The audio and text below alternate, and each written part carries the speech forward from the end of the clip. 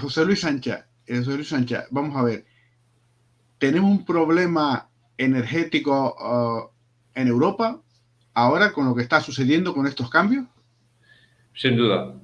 El gas pues se ha convertido en un arma de guerra. Y no solo por cuando empezó la guerra, sino que ya venía siendo utilizado como arma de guerra desde, yo creo que más o menos hace un año, ¿no? Que empezó a subir paulatinamente.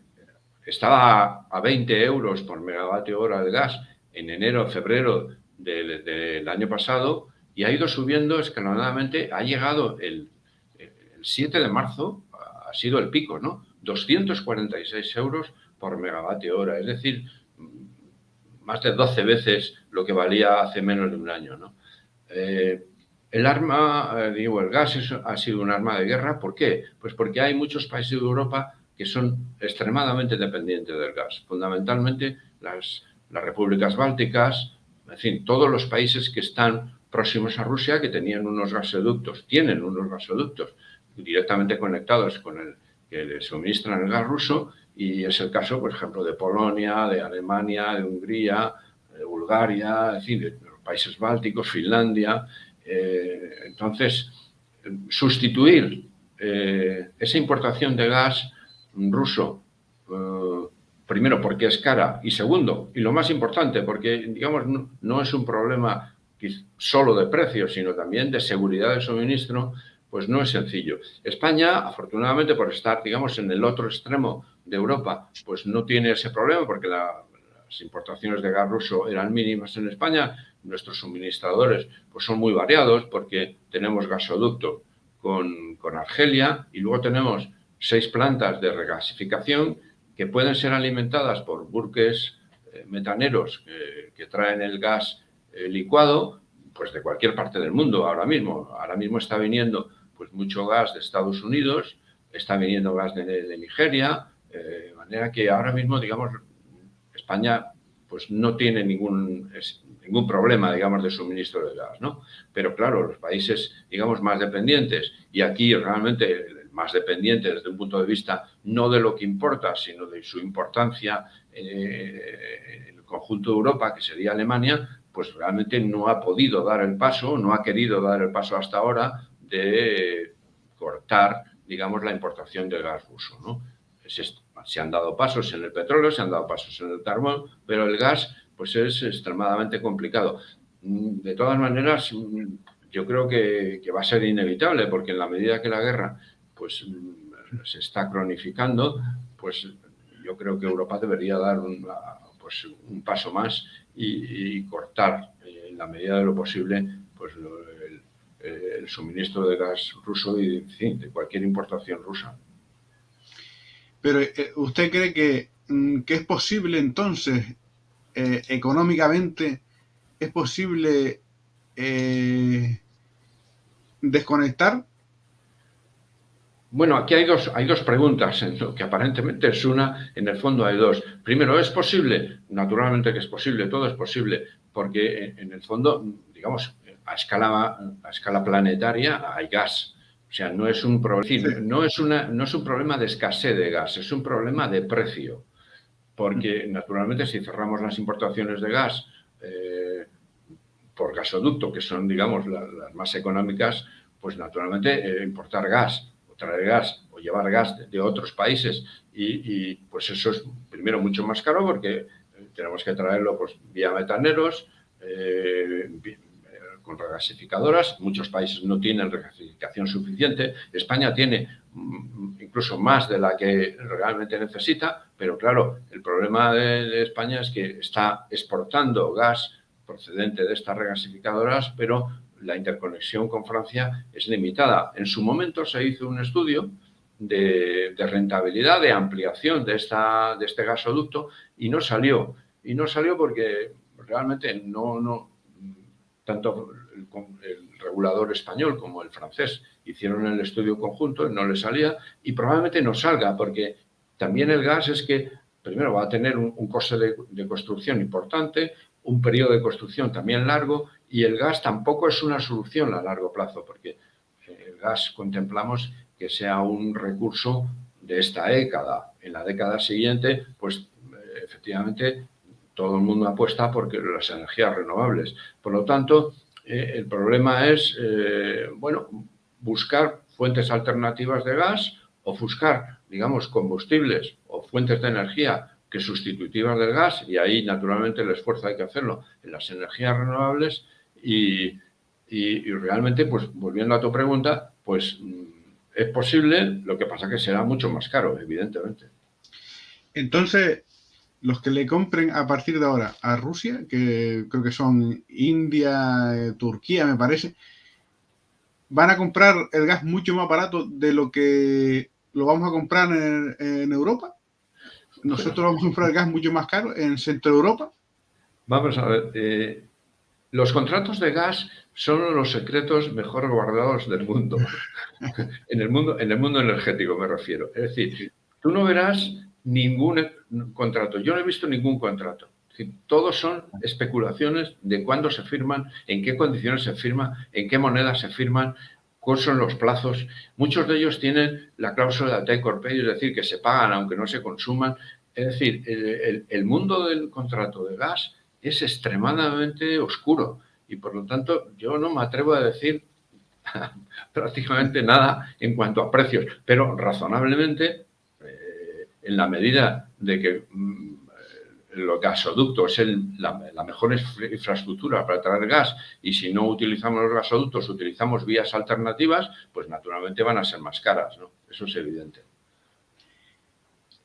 Por lo que comenta usted, España no nos afecta tanto esta guerra del gas, del petróleo, de la energía, no nos afecta tanto. No nos afecta tanto, pero sí que nos afecta porque naturalmente el precio del gas se rige mundialmente y, por lo tanto, aunque digamos nuestra afección sea menor, estamos importando ahora mismo pues bastante gas de Estados Unidos, que se ha convertido en nuestro principal suministrador por encima de Argelia, y que ha pasado al tercer lugar. El segundo ha colocado Nigeria.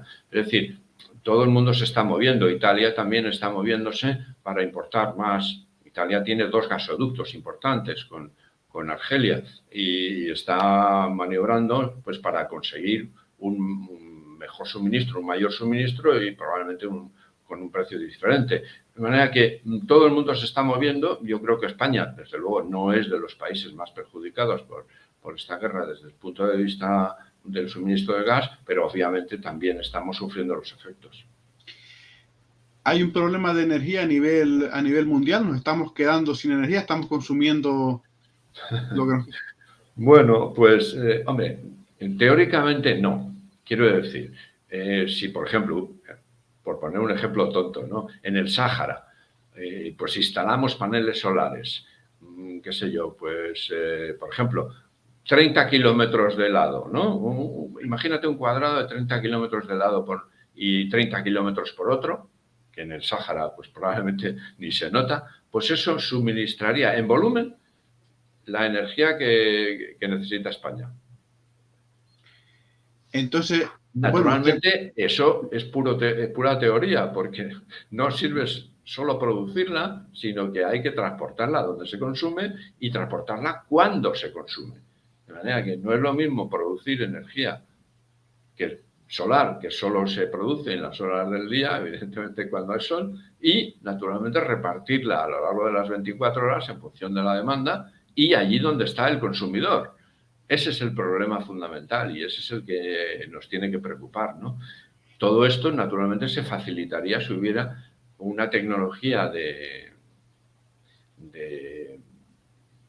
pues, baterías o tal, o en fin, otras tecnologías que se utilicen, por ejemplo el hidrógeno, para conservar esa energía en los momentos que no se necesita y alimentar el consumo fuera de los momentos en que las energías renovables, fundamentalmente la solar y eólica, pues no están operativas. Entonces, ¿vamos tarde en la búsqueda de esas nuevas energías? ¿O no? ¿O estamos a tiempo? Hombre, siempre aquí nos gustaría ir bastantes años por delante. Hemos tenido, claro, una revolución desde el punto de vista de las renovables, ¿no? Tanto la eólica como la solar. Hemos tenido en la década pasada una revolución. ¿Se podría haber ido más a prisa? Pues muy probablemente, pero a veces no es tan sencillo, digamos, implementar todos los mecanismos y poner toda la financiación necesaria para esto. Y no va a ser fácil esta década, ¿no?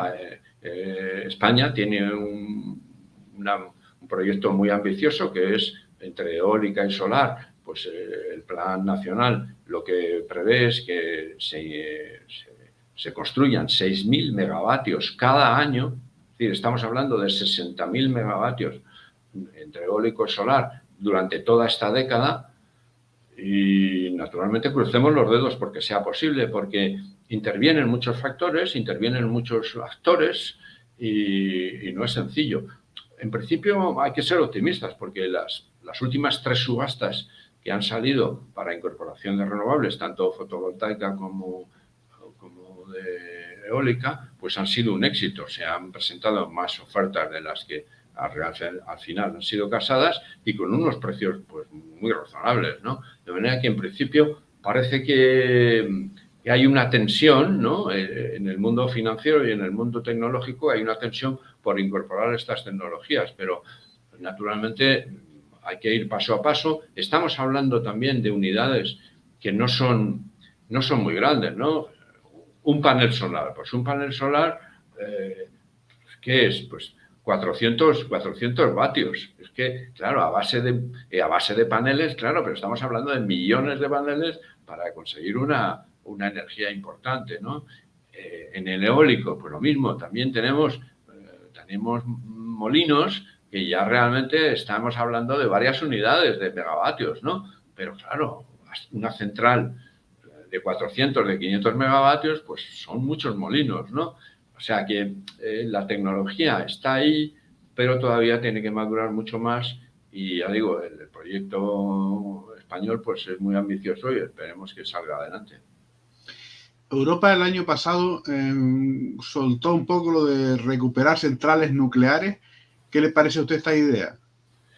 Bueno, España ya lo ha liquidado, ¿no? La semana pasada hubo una reunión en el Congreso, hubo una propuesta digamos, de volver para atrás el acuerdo que se había firmado entre el gobierno y las centrales, los propietarios de las centrales nucleares, de ir a un cierre ordenado a lo largo de esta década, ¿no? Y de prolongar la vida de las nucleares, y salió que no al lugar y por lo tanto se mantiene en España el plan previsto, ¿no? De cierre escalonado hasta el 2037, que se cerraría la última central nuclear, ¿no? De manera que yo creo que no ha lugar en España. En otros países, pues naturalmente depende de los países, ¿no? Francia, pues, está haciendo una apuesta, puesto que pues siempre se ha inclinado por la energía nuclear y a pesar de todos los problemas que tiene, pues quiere persistir en ello. Pero el resto de países, pues es que realmente no hay ningún proyecto, digamos, sólido ahora mismo, ¿no? Italia nunca ha tenido centrales nucleares, Portugal tampoco. Bélgica tiene un plan escalonado de cierre que parece ser que lo quiere revisar. Alemania tiene un plan de cierre que ya es inmediato y no hay, digamos, datos concretos que nos permitan definir si se va a prolongar o no. De manera que es un tema que, ya digo, cada país aborda de forma distinta y en España yo creo que está perfectamente claro nuestra situación. ¿Su opinión también va de acuerdo con esto o su opinión es diferente? ¿Su opinión personal sobre las centrales nucleares? No, ahora mismo mi opinión coincide con la decisión tomada. En esta reciente crisis, por primera vez en los combustibles, el diésel se puso por encima del precio de la gasolina. Y se dice que cada vez es más difícil conseguir diésel o es más caro. Esto es un ejemplo de que este tipo de energías está un poco ya quedándose atrás o no tiene nada que ver lo que ha pasado en estas últimas semanas. Bueno, el diésel tuvo su momento porque efectivamente, digamos, estaba más favorecido desde el punto de vista impositivo, pero claro, lo que hemos descubierto en la década anterior es que realmente nuestra batalla fundamental por el cambio climático pasa por reducir las emisiones de CO2. y las emisiones de CO2 y sobre todo en el caso del gasóleo de pues, partículas, pues es realmente el punto débil, ¿no? Y entonces toda, digamos, la legislación impositiva que afecta a todos los combustibles sólidos, pues se ha ido revisando y se revisará todavía más en el futuro para hacerlos, bueno, para sustituirlos en la medida posible, ya digo, a lo largo de toda esta década, ¿no? Por lo tanto, el gasóleo que tiene estos problemas, pues evidentemente será de los primeros en que no, subirá su precio, pero sobre todo fundamentalmente porque tenemos que reducir su consumo y a ser posible anularlo, ¿no? Naturalmente eso, pues en calefacciones, en el transporte, pues no va a ser fácil, no va a ser inmediato, pero digamos es el compromiso que tenemos. ¿Usted recomienda ya comprarse un vehículo eléctrico o habría que esperar quizá unos años? Bueno, si no recomiendo nada en la factura, menos voy a recomendar comprar un vehículo eléctrico. Lo que hay que hacer, como siempre, es estudiarlo. Y realmente, yo te diré que no tengo coche. O sea que, yo creo que el coche, bueno, pues tiene sus problemas, como todos sabemos. Y yo llevo ya 22 años en coche y nos hemos acostumbrado a utilizar el transporte público y estamos muy satisfechos. ¿Qué recomienda entonces el transporte público? Es digamos, es mi experiencia. Yo no recomiendo nada, pero sí, mi experiencia son 22 años de transporte público. En algún momento, naturalmente, he alquilado coches cuando no ha habido otra posibilidad, pero creo que hay que reducir y sobre todo en el centro de las ciudades hay que reducir, digamos, el transporte privado. Sí, para ir terminando, ¿está corriente usted, supongo, del salto de Chira, del proyecto en Gran Canaria de hacer una pues central estuve hidroeléctrica? visitándolo en enero de este año, precisamente. ¿Y qué le pareció?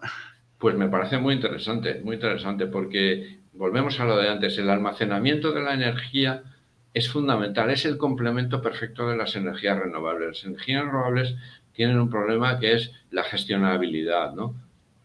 Si no hay viento no funcionan las eólicas, si no hay sol pues no funcionan las fotovoltaicas y por lo tanto esto hay que complementarlo con almacenamiento. ¿Qué almacenamientos hay, digamos, ahora mismo disponibles? Pues las baterías todavía no se han desarrollado lo suficiente, el hidrógeno, que podría ser otra fuente de energía, tampoco se ha desarrollado lo suficiente. Lo único que hay ahora mismo sobre el terreno son las centrales de bombeo. España tiene bastantes centrales de bombeo en la península, pero en las islas, pues realmente que son terrenos perfectos para instalar fotovoltaica y eólica, pues tienen esa debilidad que no hay instrumentos, digamos, de almacenamiento. Y las centrales de bombeo, ya digo, ahora mismo es la única alternativa tecnológicamente viable y de cierto tamaño, ¿no? Es decir, no estamos hablando de 4 baterías, estamos hablando de una central de bombeo que realmente pueden ser muy complementarias. De manera que todo lo que sea ahora mismo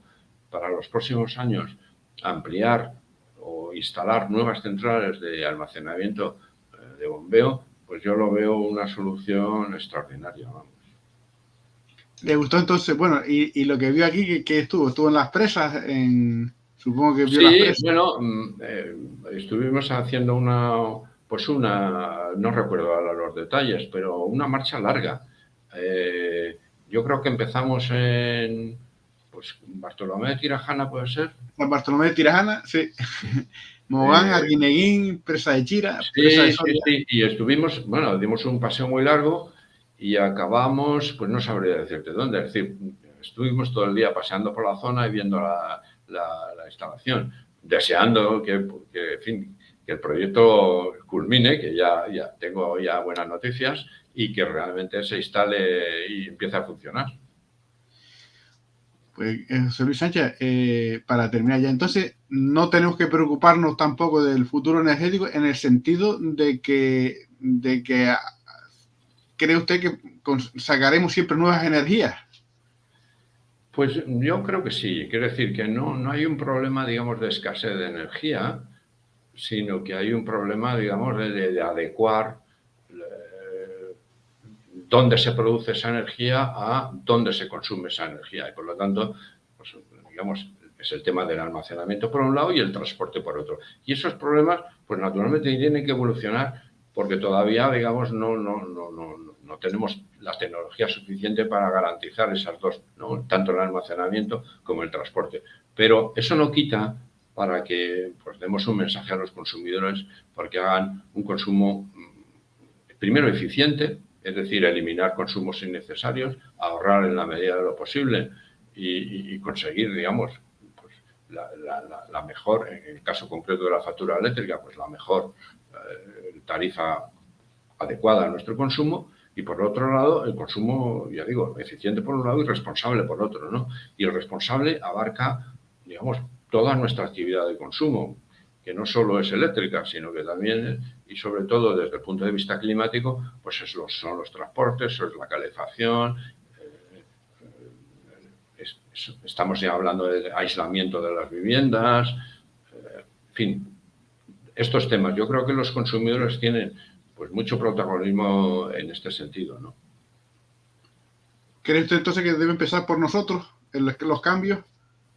Pues tiene que ser paralelo, quiero decir, no podemos cruzarnos de brazos y esperar que el gobierno pues nos facilite todo, que nos baje los impuestos, que ponga más barata la gasolina, que ponga más barata el gasoil, que baje la factura de la luz. Bueno, todo esto está muy bien, pero nosotros también tendremos que hacer algo, ¿no? Yo creo que las dos cosas tienen que ir de forma paralela y en la medida de lo posible los gobiernos también tienen que utilizar la fiscalidad para vamos, facilitar, digamos, las energías que sean respetuosas con el medio ambiente y presionar para evitar el consumo de energías que no sean respetuosas con el medio ambiente, o bien porque emiten CO2, o bien porque emiten partículas, porque emiten ruido, en fin, todo lo que realmente, digamos, va contra un desarrollo económico y social justo y necesario. Muchas gracias, José Luis Sancha, por este tiempo que nos ha dedicado a GranCanariaTV.com. Ha sido un placer, Manuel. Igualmente.